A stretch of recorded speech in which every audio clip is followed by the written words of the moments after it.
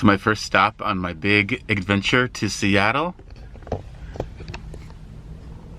Planet Fitness, woo!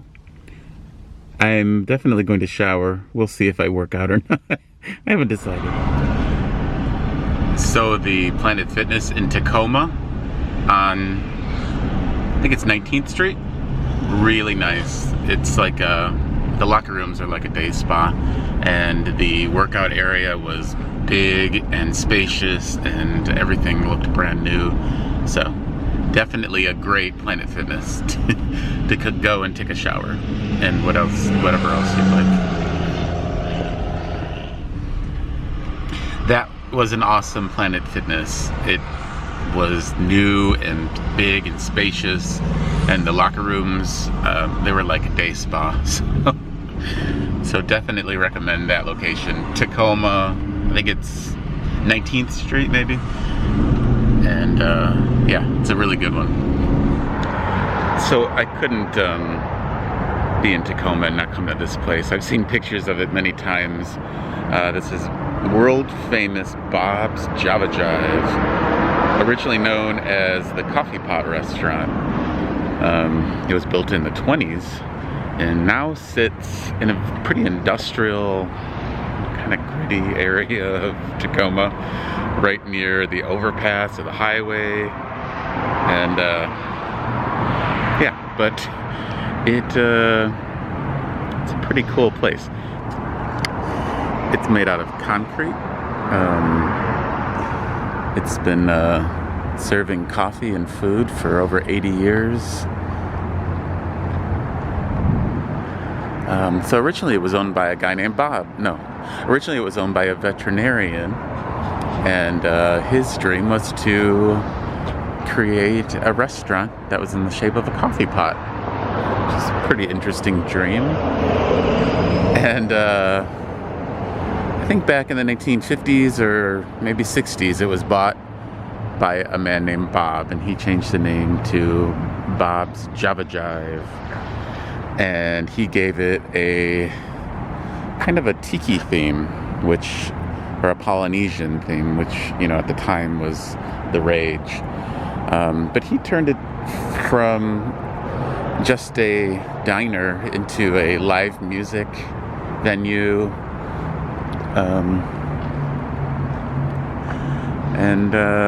Yeah, it's still open today. Ooh, it's windy here. Bob's Java Jive definitely looks like it could use a little restoration, showing its age a bit. But what a cool, kitschy old thing that still in business. So pretty awesome.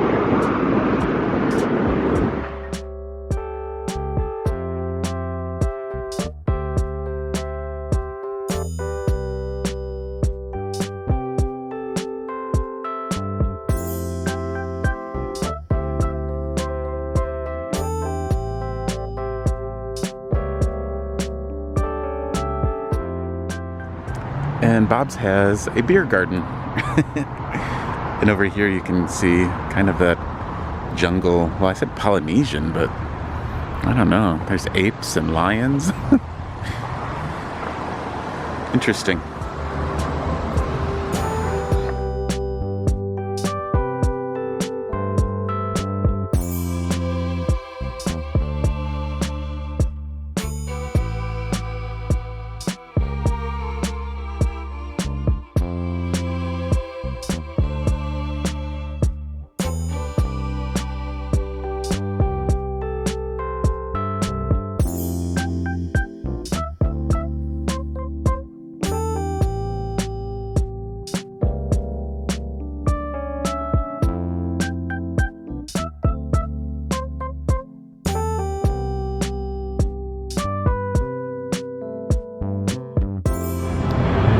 So I was just on my way from that coffee pot restaurant to the highway, and I saw this.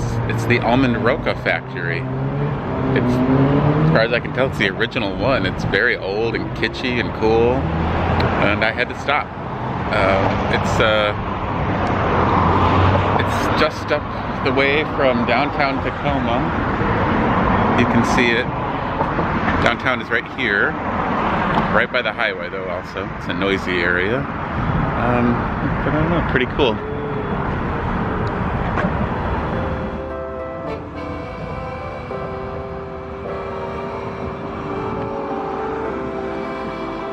So the little shop was closed. Not that I wanted to buy anything. I am back on my diet, but almond roca, it was in some movie from my young adulthood, and it was back in like the early 90s. I'm trying to remember.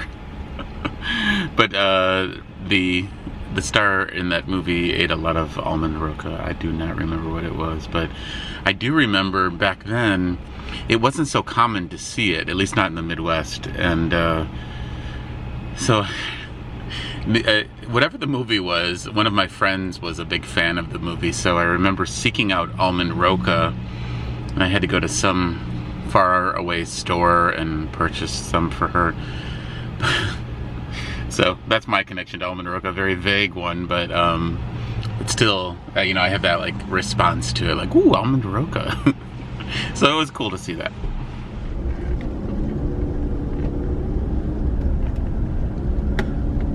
Boy, I miss the big city traffic. No, not at all.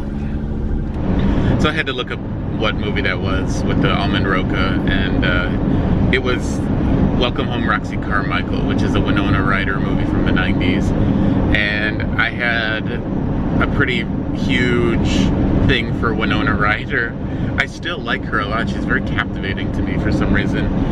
And yeah, I don't really remember the movie that well, but I do remember almond roca being some, you know, large part, not a large part of the movie, but definitely featured in the movie. So I'm gonna have to go back and watch that movie again.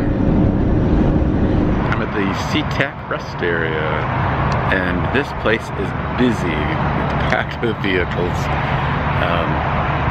I read online that you can stay here 8 hours, but it is noisy because you're pretty much parked right on the highway, right next to the idling trucks over there. But something they have, which is kind of cool, is they have free coffee. Free coffee and free tea. It's compliments of the Bryn Mawr United Methodist Church. It's very nice. There's even a line to get in the washroom. Very busy. So the other thing I read was that there are some RVs and whatever vans that have sort of moved into this place, even though there's signs everywhere that say vehicles left over 8 hours are towed, but maybe they're not doing that, and that these people run their generators at all hours of the day, which they're doing right now, and that there's a lot of meth things, meth related crimes, I don't know, dealing, smoking, whatever. So I would say this is not a place I would recommend staying. I'm not even sure I'd want to rest here very long during the day. Yeah, I don't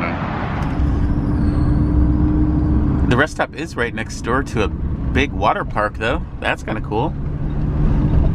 Wild Waves Theme Park.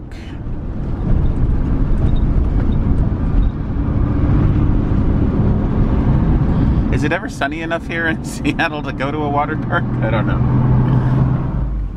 I'll have to tell you, I don't know if it's just having that great shower and massage at the Power Fitness or Planet Fitness, or just being back out on the road again. I'm feeling much better, and something I have to think about probably, you know, like I definitely felt anxiety being in one place so long, and yeah, something maybe to delve into a little deeper at another time. But right now, luckily, I'm living the nomad life, so I can just pick up and go, I guess. So life's good. So thanks for watching, everybody, and I'll see you down the road.